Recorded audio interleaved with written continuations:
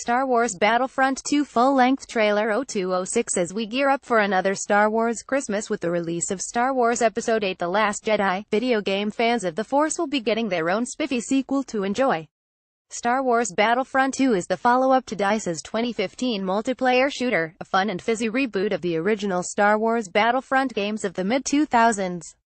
Players waged war with each other across vast maps based on famous series locations, taking down thundering AT-ATs on Hoth, trading laser fire in the jungles of Endor, or dogfighting in X-Wings over the deserts of Tatooine. Battlefront 2 is the sequel to DICE's 2015 multiplayer shooter, a fun and fizzy reboot of the original Star Wars Battlefront games of the mid-2000s.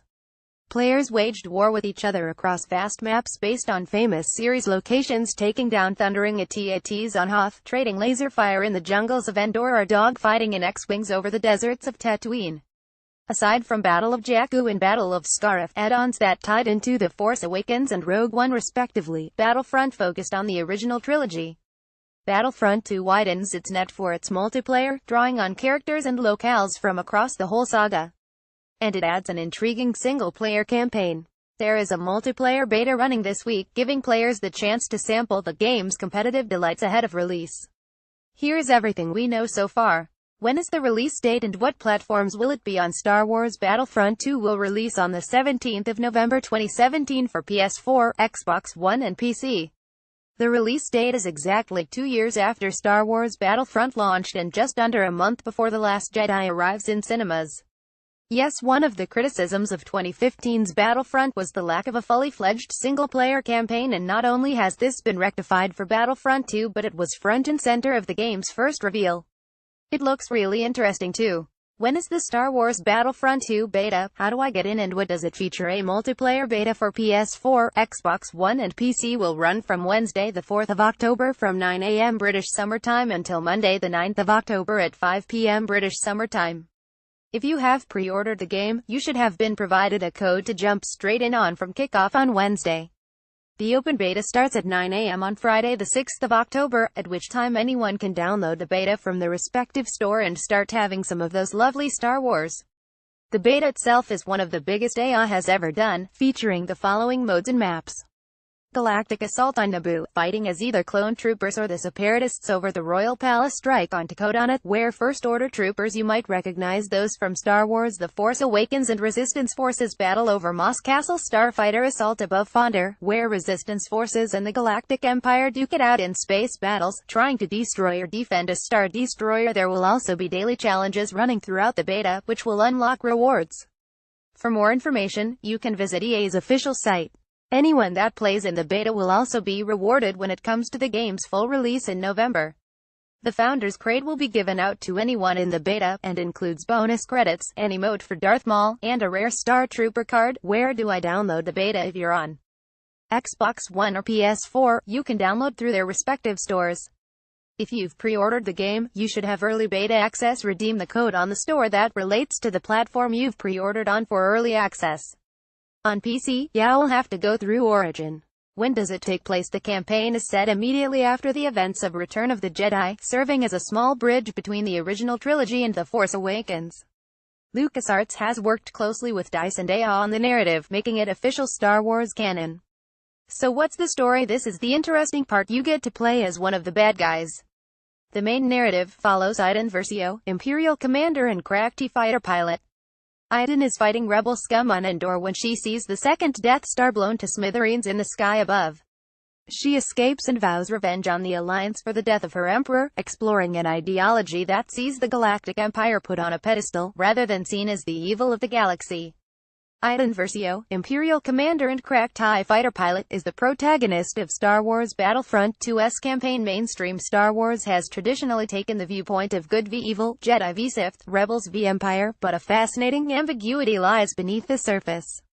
The idea of the Rebels being little more than militant terrorists, the baddies, in other words, has been explored countless times in think pieces and other media. And even the most recent Star Wars film, Rogue One, has its heroes doing questionable things in the name of freedom. Plus, most people will agree the Jedi are kind of jerks, particularly in the prequels. However, it is rare for a canonical story in the saga to so overtly take the Empire's point of view. In the game, you will apparently visit Iden's homeworld, which the game's makers describe as an imperial utopia and a place where Darth Vader and Emperor Palpatine were seen as strong leaders. There's a chance of a genuinely intriguing original narrative unfolding here.